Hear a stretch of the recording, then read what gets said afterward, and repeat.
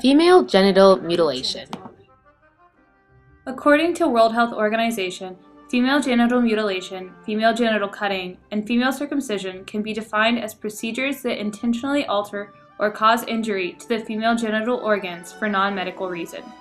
These procedures are typically performed on girls between infancy and 15 years of age without anesthetic by unlicensed practitioners and is carried out on nearly 2 million people per year. 140 million girls and women will now forever live with the effects of female genital mutilation. This image depicts the natural woman's genital system. The World Health defines the 4 stages of FGM as follows. Type 1. The clitoridectomy involves partial or total removal of the clitoris and/or the prepuce.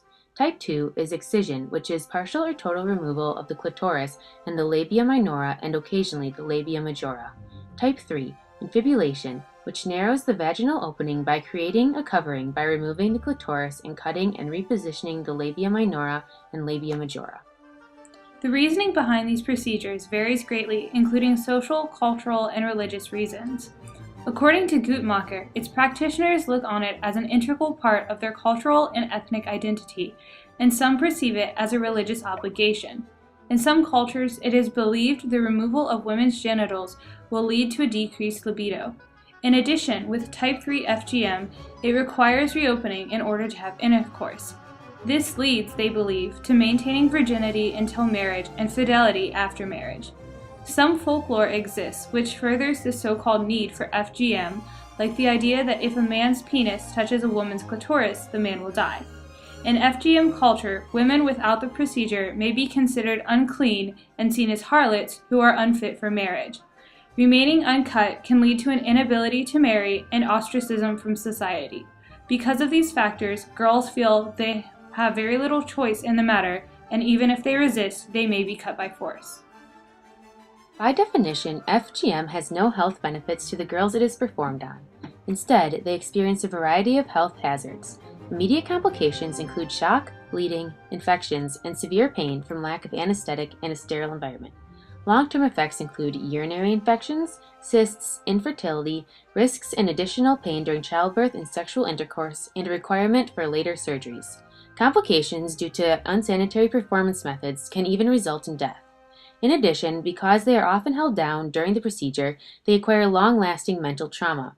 The World Health Organization also states FGM is recognized internationally as a violation of the human rights of girls and women because of the violent and sexist ideals it promotes. Knowing this, it is important to take steps to end this unsafe procedure. It is not only being forced upon girls, but it is harming them as well. Though being open to ideas through cultural relativism is important, the harm being done calls for a greater need. Since being brought to light in the 1950s, there have been movements both nationally and internationally against the process. Formal policies were made by the UN in 1979, according to Guttmacher, and some countries have banned the process, but it is still continuing, only it is now more hidden. Moving forward, activists must realize the role FGM plays in society and find a way to accommodate this factor or change the culture to be more open to those remaining uncut.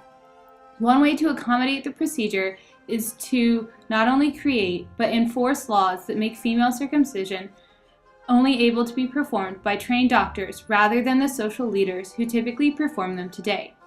An option for trying to open the culture's viewpoints on uncut women include Natrina na Magambo. According to BBC, this week-long program developed in Kenya educates the community on reproductive anatomy, hygiene, respect, developing self-esteem, dealing with peer pressure, and the negative effects of female circumcision, which ends in a separate coming-of-age ceremony for the girls. Many people believe this system to be more effective because it offers an alternative and is not as harsh. While viewing the world with complete ethnocentrism is never good, being blindly culturally relativistic is harmful as well.